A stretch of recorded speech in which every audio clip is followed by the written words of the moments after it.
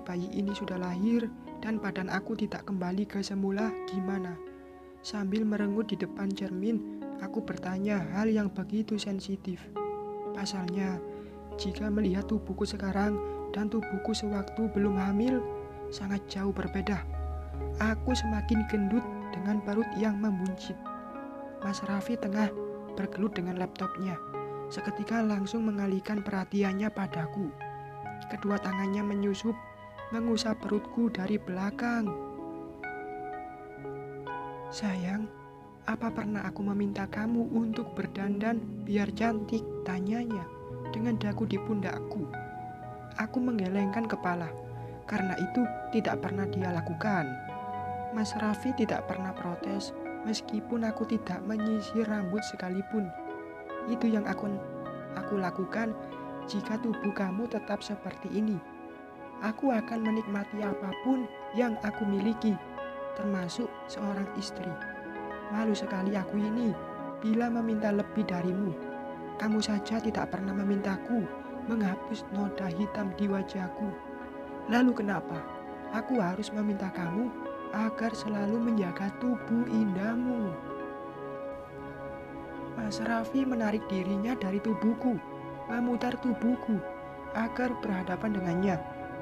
Kamu sudah sangat cantik, mau kurus, mau gendut, kamu tetap paling cantik, ujarnya lagi, menyelipkan rambut ke telingaku.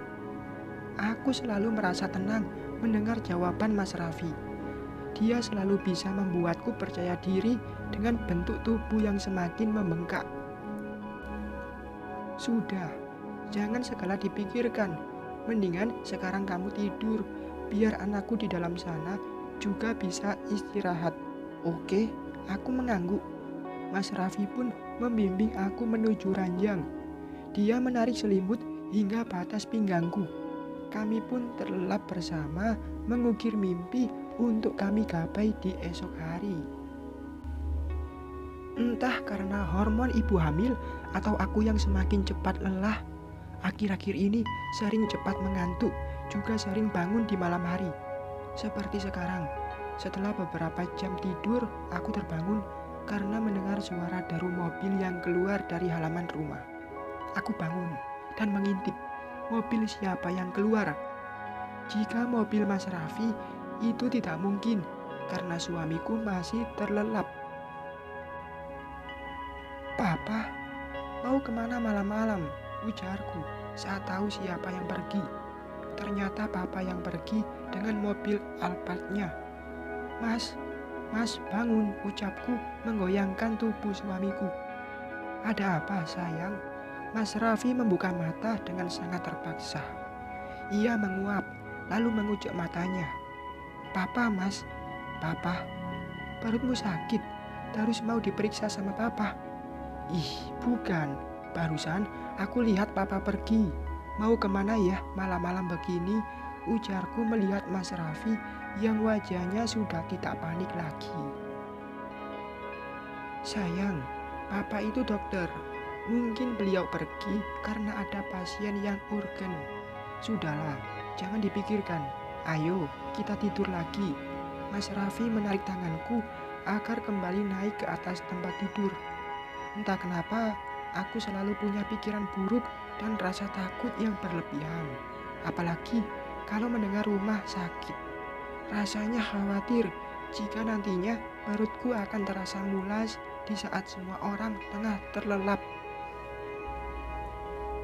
Mas, apa kalau nanti aku sakit perut malam-malam terus akan melahirkan di malam hari? Ada dokter yang mau bantuin aku gak ya? Aku takut nanti dokternya pada tidur. Terus nanti aku dan anak. Shh. Mas Raffi menempelkan telunjuknya di bibirku. Sayang, dokter di rumah sakit itu banyak. Setiap hari, setiap malam pasti ada dokter yang berganti jaga. Udah jangan mikirin yang aneh-aneh. Kamu akan baik-baik saja. Tanamkan itu. Kamu dan bayi kita akan baik-baik saja, ujarnya lagi, seraya menatap bantal dan membaringkan tubuhku.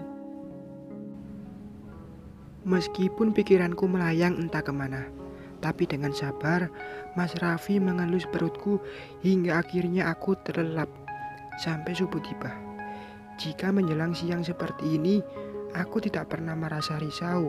Aku bahkan sangat berharap jika melahirkan nanti akan di siang hari.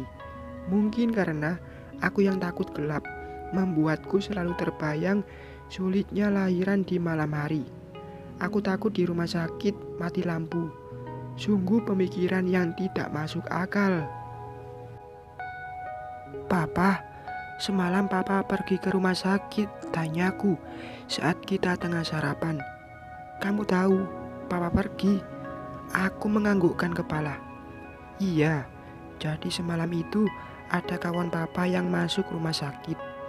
Dia tidak mau ditangani sama dokter lain, maunya sama Papa. Ya, mau tidak mau, Papa harus berangkat ke sana." Aku manggut-manggut mendengar penjelasan Papa.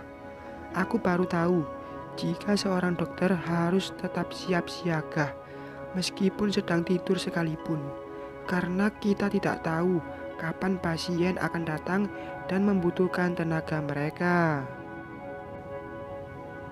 Usai sarapan, aku berjalan-jalan pagi di sekitar depan rumah.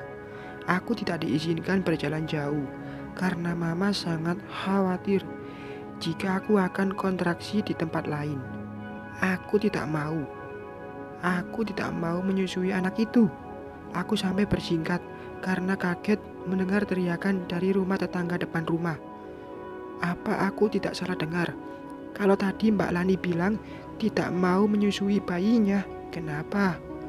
Aku gak mau. Aku jijik. Lagi, aku mendengar kata penolakan. Memang, sudah dari 4 bulan yang lalu Mbak Lani melahirkan. Namun, aku tidak tahu bagaimana bayinya. Kami yang tinggal di sini tidak diperkenankan melihat dan menjenguk Mbak Lani dan bayinya. Keluarga itu pun sekarang semakin tertutup. Yang biasanya selalu menegur dan membuka pintu gerbang lebar-lebar, kini mereka menutup diri. Pintunya tidak pernah terbuka sekalipun. "Au!" ujarku seraya memegangi perut. Tadinya aku hendak pergi ke rumah Mbak Lani, namun aku berhenti melangkah saat perutku mulai terasa sakit. Aduh, apa aku akan melahirkan sekarang? Bersambung.